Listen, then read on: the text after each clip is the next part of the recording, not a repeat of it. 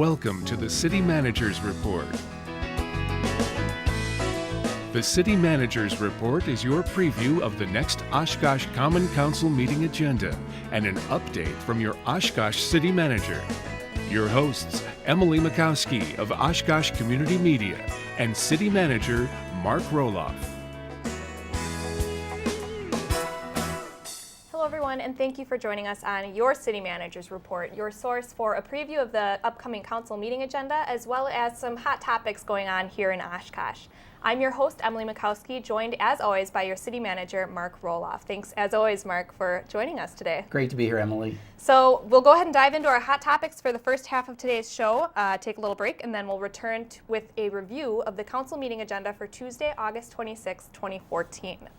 So Mark, 2 short weeks have gone by since our last CMR episode, and we had briefly talked about the Boatworks property and the extension of the Riverwalk, and since then we've got half of the bridge installed already. Yeah, what a difference 2 weeks makes. It's amazing. And I was out there, after the last show just to kind of take a look, and even between then and now, it's 7 days. It's made a huge impact. The part of this Riverwalk involves a bridge to jump over to one of the islands that's on the Boatworks property. Mm-hmm. And so this week we got a lot of activity going in there. And there was a lot of buzz about it on Facebook. I was telling you before the show, we've had a lot of people asking, what is this? I mean, because these 2 halves of this bridge came in on semis and took up pretty much the whole road. So everybody's talking about it. What are these bridges? What's going on here? And so people are noticing, and it's really cool. Well, yeah, and this is just the west span of the bridge because the island,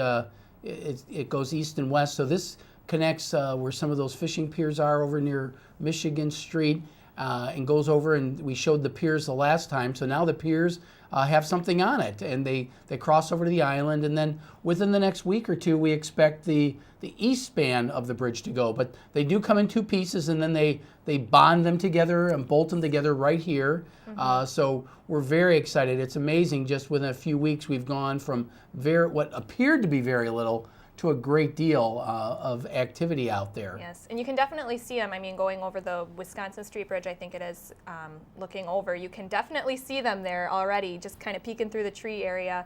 And another thing that a lot of people are curious about is the rust color of the bridge, and it looks strikingly familiar to something else, doesn't it, Mark? Yeah, it sure does, and and I'm waiting to hear that, so we may as well talk about it now. That is very similar to the color of the new railroad bridge. Mm-hmm. As I understand, that's a treatment process that is meant to really withstand the elements.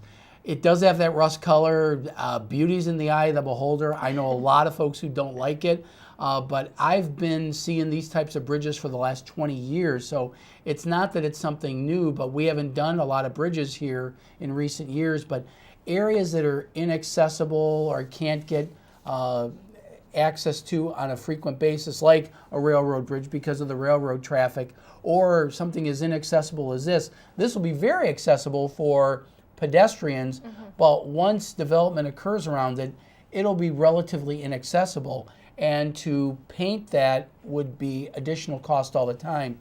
The idea behind this treated bridge, and I've heard it termed pre-rusted, and I probably wouldn't argue with people when they say that, but the idea is that you won't have to paint it over the life of it, which kind of prevents that maintenance. A lot of maintenance savings and just the fuss of going through the painting process, because to do it right, you need to do it every few years. So it's cost as well as inconvenience, because we're only going to be able to paint it in the summer, but that's when everybody wants to use the bridge. Exactly. Mm-hmm. So, and it's neat because I know that there are people who are excited because of the railroad trestle gates from the old 1899 bridge, and you're going to see that in the next few weeks sort of get in place. So it's coming together very quickly. If you can get over to the end of Michigan Street, or take a look, or if you want to get across the river on the north side, take a look. It's really interesting how it's all developing. It is a very exciting extension of our Riverwalk, and I know this is an area a lot of people have mentioned too, saying, why the Riverwalk ends here, I want to keep going. So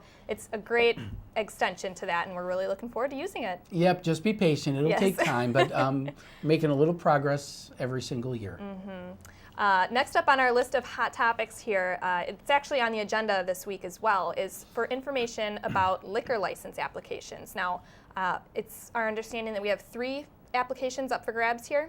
Right. You may recall a few months back the council had some meetings with people who hadn't been using their liquor licenses. And as a result of that, council said, we had one liquor license available, and they said, well, before we start the process to award liquor licenses, let's see about these unused ones. So now we're up to 3 liquor licenses that are available. These are called Class B licenses.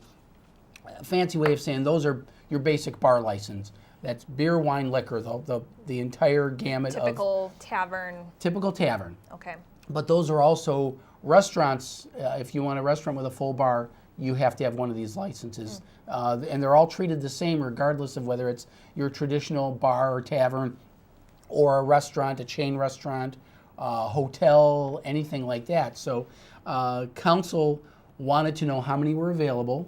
So we know now there are 3 available, and my recommendation to council is to leave the application period open so that we let people know, because we haven't done this in a number of years where we've considered applications. So if you can contact the city clerk's office, you see the number on your screen, 236-5011, and you can get an application, fill it out, and then we'll start collecting applications from interested parties. After council discusses it, they'll let us know how long they want to leave the application process open, and then they have to discuss amongst themselves the process that they'll use to determine who will or will not get these licenses, if they want to give criteria and let everybody know about it. So, but if you're interested in applying, just call the city clerk's office and we'll give you all the information you need. Yes, and no deadline yet on that, so we'll just kind of stay tuned to hear what comes next. Right.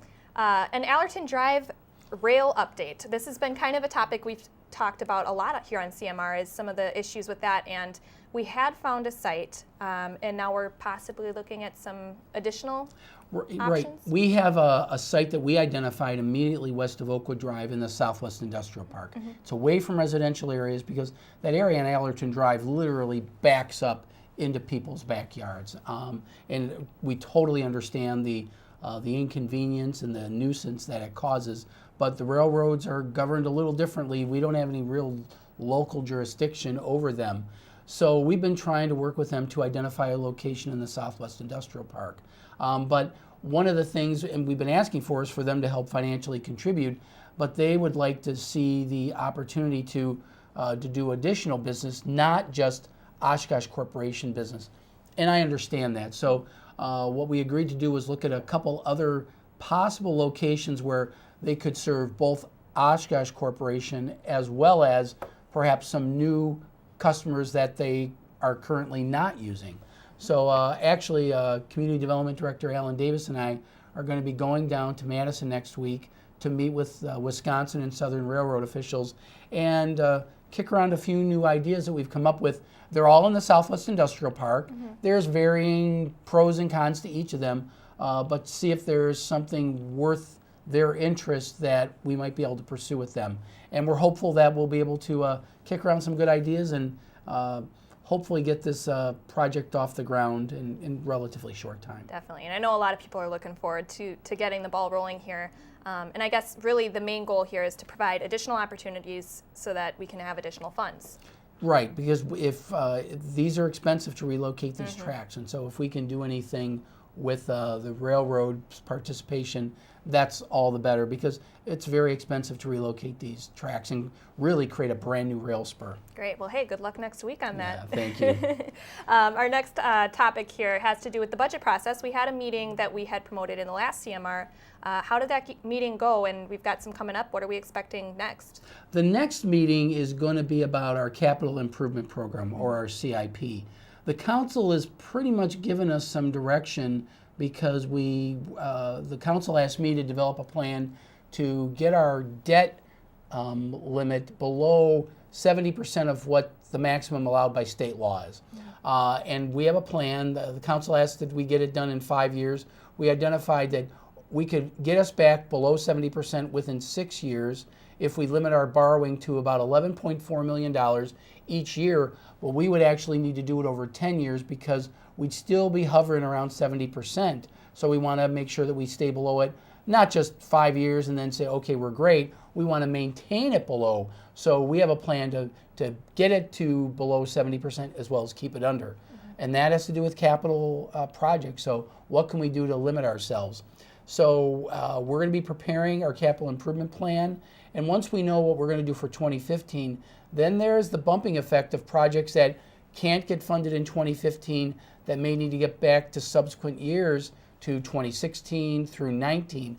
So we have a lot of work to do before we give that to council. The other direction has to do with what our levy will be. The council would like to give us some direction before we start the budget process, and I would appreciate that because then I know what we have to work with. Sometimes we're just kind of guessing what the council will ultimately want or not want. So we're asking for a range. Council recognizes the value. We'll give you a range of this to this so we know exactly what we can potentially increase the levy by. It doesn't commit the council, but at least it gives us a range to work with. Yes, and exactly. I think that's fair. Kind of giving you some kind of range to see what you can or maybe can't do. Right, and then the council needs to know, well, if we have it at a certain number, this is what it will take. Now, I will tell you that one of the things we disclosed to council, and this was based on a financial model that we had put together with our finance staff, that with a 2% increase in our levy, it would probably result in a shortfall of about $1 million for next year. So we want to make sure that we've got that, we have that all solved. So council knows what they're facing, give us some direction, and we'll figure out what it will take, and then we'll come back to them with a balanced budget, and then council can make the call. And we still do have some budget meetings coming up before our next CMR, correct? No more budget meetings Okay. per se before the next CMR. We're lot of looking at planning. September 24th is our next meeting with the council. So, Okay, yes. we'll be doing that the day after 2 council meetings from now. So Yes. we'll be okay. So Still you have know, some time to plan for that one. Right, we do. Excellent. All right, well, we've got another update here. I feel like we update on this every CMR, but it's all happening so fast here as the field operations facility. They have, I think, pretty much completed the demolition of the old central garage building. Yes, this is video of our existing central garage facility that's been getting knocked down over the last few weeks. So this is the tearful goodbye to the central garage. But you know, as I've mentioned before, I don't know if it was that tearful. It was not for me, and certainly not for a lot of the workers who just endured so much inconvenience to get work done there. So that was before, and here is the beginning of the after. And over a period of the last 2.5 weeks, the garage has come down, and it's pretty much rubble right now. They knocked down the last of the walls. Now they're just knocking in the foundation. So what we have here is the slow deconstruction of the garage over the last few weeks. But we've made a lot of progress. And if you're driving up and down Witzel, now when you're driving east on Witzel, there's a void, and you can actually see the new building. Yes, so you can. This was the last bit of the project as it was getting taken down. Skeleton there. Yes, and the building was so close to Witzel that we had to close some traffic lanes because it was a dangerous situation, and it really was unsightly. You don't do new building because an old building is unsightly, but let's face it, it was pretty unsightly. Yeah. But it was the inconvenience and the inefficiencies that were in the building. So now that we're going to commit ourselves to being there, we move the building back. And in the distance, you can see the plastic covering the first phase of the garage. And now once this garage is, the old central garage is deconstructed, then we'll extend the balance of the new garage over the old area. So where are all of the vehicles right now? Are they kind of all squeezing into that half of the new central garage? They literally are squeezing in there. Okay. And now there's still, a lot of the vehicles have previously been outside. So some are outside, but there's a lot of stuff that was in the building that we're still using in the new building. And that stuff is just getting squeezed into every corner it can because it's half of what the capacity is right now. The offices and the locker rooms and the maintenance garage is pretty much done. That was part of the first phase. It's really just the storage building that will get done. The storage part will go a lot quicker, and we're very happy about that. So, but you can see the final last vestiges of the central garage. So we'll say a not so tearful goodbye, and look forward to the next phase of the project. Yes, we're really excited for next year to get in there and tour the final building. So. So that's going to conclude our first half here. Now we're going to head into question mark. It's that time of the show where anyone can ask the city manager anything they want relating to the city of Oshkosh. So let's go ahead and take a look and see what the question is this week for question mark.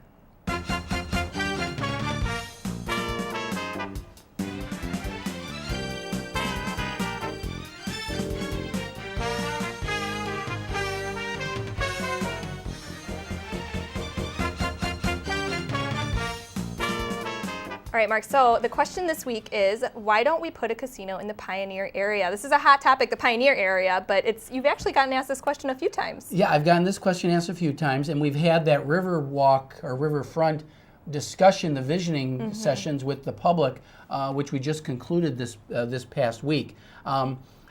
I guess this issue has been out there for a number of years. It's just not come up in the last week or so, but there's increasing interest in getting something done in the Pioneer area. And of course, anything in the Pioneer area is really subject to the person who owns the property. But the casino issue has come up in the past, and then I just know from my experience that casino projects, while they can add some jobs to the area, they generally don't provide a spillover benefit. When you think about the Best Western Premier Resort Hotel and Conference Center next to our convention center, it's not just that everything is self-contained there. In the evening, people go to other establishments. They do shopping in the area. Kind of explore a little bit outside of that building. Exactly, but casinos tend to have a very contained area where it's all inclusive. And so people generally don't go out and do things. They stay at the hotel, they stay at the casino, they stay at the lounge, they stay at the spa, restaurants, all those things. And so the spillover benefit for the rest of the area isn't as significant. I'm not getting into a moral discussion of what casinos are or not. It's really more based on my experience about how economically it works. They don't necessarily provide the property value because some of it's exempt because it's an independent nation. Usually you're negotiating how much tax revenue you're going to get. But it's that isolation of the economic bump that the surrounding properties don't necessarily get that. So you want to be cautious when you're looking at things like that. The old adage, don't look a gift horse in the mouth. Well, sometimes you do want to take a look at it because it may not be everything it seems to be. Right. Well, it sounds like those visioning meetings are sparking some interest, though, that people are kind of starting to think about what they want to see on the riverfront. So they absolutely are. It's great. So if you'd like to send a question to Mark, simply email it to questionmark@ci.oshkosh.wi.us, and he'll answer it on the next episode of City Manager's Report. We're going to take a quick break, and when we come back, we'll dive into the City Council meeting agenda for this Tuesday, August 26th. We'll be right back on City Manager's Report.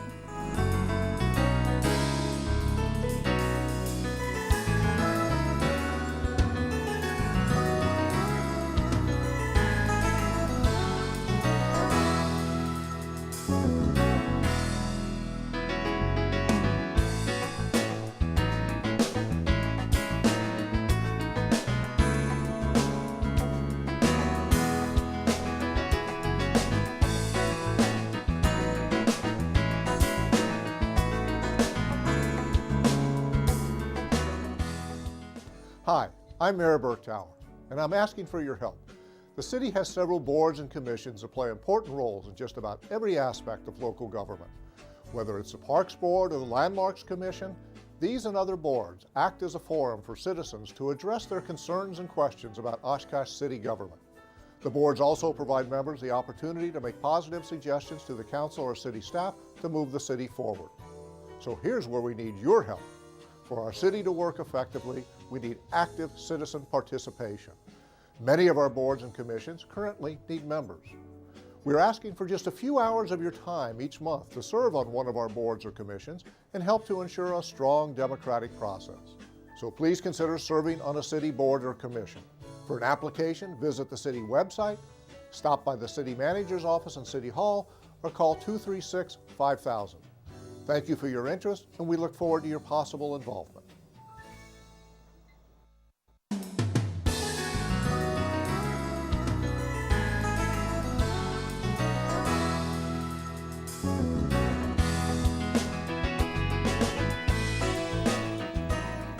Welcome back to your City Manager's Report, and thanks again for joining us. It's now that time of the program to go ahead and take a look at the City Council meeting agenda for this Tuesday, August 26th, 2014. Now, Mark, the first thing that we want to talk about is having to do with the Snell Road Sanitary Sewer Pump Station, and it's a pretty big number here, $92,000. What's going on with this one? Well, a lot of people take a lot of sewage stuff for granted, but there's certain areas of the city where you have to pump the sewage to get back into the interceptors and the mains that take it to the treatment plant. This is an area that actually serves the prison, and the prison, right now, the sewage from the prison goes over to what ultimately is Jackson Street. And there's so much volume there that it really is preventing the ability to develop that area. Now, I'm not saying that's the only reason the area hasn't developed, but if we wanted to develop that area, we would have a challenge in terms of sewer capacity. So we're building a lift station west of Highway 41, sort of between 41 and 45, and then it'll pump the area from the prison over to the west side and then back down Algoma, so it'll free up capacity along the Jackson Street corridor so that as development does occur out there, we'll be able to accommodate it. So it's good for the prison, it's good for the city, from a maintenance standpoint, but it's also good for that area in general. Okay, it's kind of an interesting thing, not a lot of people think about, why there's not a lot of development and some of the reasons, and it's a pretty viable reason there. Sure. Next topic here is a noise variance request at the National Guard Armory Area Stormwater Detention Basin project site, and that's for the week of September 8th. And this is, we've had a few questions about this in the past too, is what exactly are these noise policies, and you have to actually apply for things like this. Whenever there's a public works project, we generally have some guidelines in each of the contracts about when you can and cannot do work. This contract in particular says you cannot work between 9 p.m. and 7 a.m. But in this case, this has more to do with that McDonald's restaurant that's at the corner of Menard Drive and Keller. It's one way in and one way out, and to construct that during the workday, they essentially wouldn't be able to accommodate their customers. So they've asked if the contractor would do that after hours. And so it'll be probably 2 or 3 nights during the week of September 8th. There is a residential area immediately behind the commercial area on Keller, and the council has to consider whether or not they want to grant this variance. It will really they'll only be excavating right in front of that McDonald's store on Menard Drive, but it will enable them to stay open as opposed to literally being closed for a day or two while this work gets done. So those people could probably anticipate to hear a little bit of noise for a few nights out of that week. Yeah, my advice is probably for those nights you probably want to keep the windows closed. Excellent. Our next item here, well, we actually have a lot of approvals of special events, but there's one that we wanted to pull out, some shameless promotion here having to do with the Senior Center. Their annual Fall Family Fun Fest and Granny Smith Run on September 7th. It's a great event, and it's really grown over the past few years too, and it supports the Senior Center, so I can't push you enough to go out there and take part in it. But just because it's at the Senior Center does not mean it's an event for seniors only. It really is a family-oriented event. It's 11 to 3 p.m., but the Granny Smith 1 and 2 mile fun walk, that starts at 10:30 a.m. from the Senior Center. It's to benefit the Oshkosh Senior Center, but from 11 to 3 is the Fall Fest. A lot of great activities going on. So much games, prizes, raffles, food. Culver's ice cream. You gotta love that. So a lot of really good things. We have a good presence of a different police department and other community groups. It's a great event, and then it benefits the Senior Center, which is really great. Yes, so hopefully we'll see you out there in that Granny Smith run, Mark. Yeah, you never know. I know I'm not much of a runner, so you'll catch me over by the food area. Alrighty. Our next item here is approve initial resolution for special assessments for cold mix asphalt paving. And this one seems pretty straightforward, but it's actually a little bit more to it, more having to do with fuel, correct? Yeah, it sounds weird. How does fuel have to do with doing cold mix? But in our city budget, all the fuel is purchased by the Public Works Department, regardless of who uses it. Police, fire, parks, it's all there. And because of the cold winter, our fuel usage went way up. We estimated the price of fuel correctly, but the amount of fuel went up a lot while we kept engines running to prevent them from freezing over. So Public Works is trying to figure out a way to balance their budget, and we estimate they could be as much as $75,000 to $150,000 over on the fuel side. The only program they really haven't initiated so far is the cold mix paving program. And I think the video we show in here, these are just a couple of examples of projects that are good candidates for the cold mix program. And these are projects that, as bad as these streets look, they are not in the 5-year CIP. We try to get a lot of the bad streets in the 5-year capital improvement program, but not all of them make it. And these streets are examples of great candidates for cold mix paving. What it is, it's a layer of asphalt that's put in to extend the life of the project of this street for maybe another 8 to 10 years. And then if we can buy some time, then we can get the project done down the road. I think that because we had a rough year on fuel doesn't mean we should sacrifice these street projects.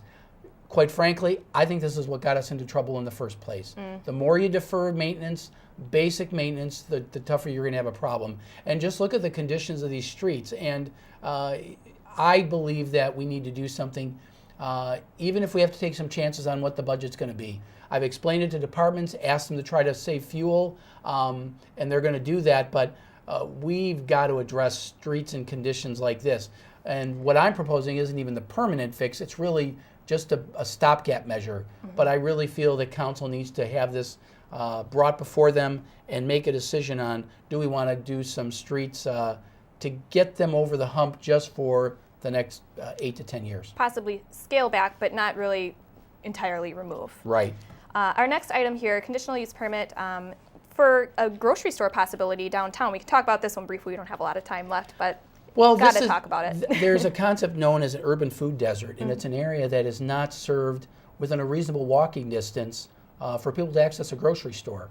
This at 502 North Main, they're proposing a grocery store and meat store that will actually fill a void that is definitely here in the downtown area. People have asked, well, why don't we get a grocery store here? Grocery stores have to want to come here. We believe there's enough capacity for people to use it. Now, here's a potential opportunity. Chris Larson from Beckett's Restaurant is willing to give this a shot, and so we're looking forward to that happening. Wonderful. Well, it's exciting. I know a lot of people have been talking about this for a while. And then our last item, we urge people to become recognized as a neighborhood so that they can possibly have access to certain funds, yes? Yep, and part of that idea is that when you form a neighborhood association, what are the upsides? One of the upsides is you're eligible for what's called the Great Neighborhoods Program.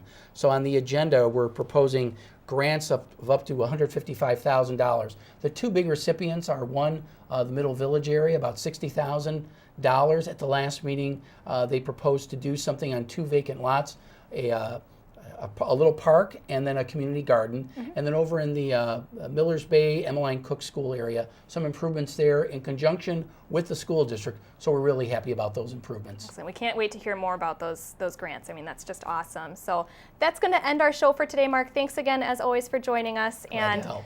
Again, the City Council meeting is this Tuesday, August 26th at 6 p.m. You can watch it live on City Cable 10 and on our website, oshkoshcommunitymedia.org. You can also listen to it on 101.9 WOCT, which is also available online and on the TuneIn Radio app. So thanks again for joining us on City Manager's Report, and we'll see you next time.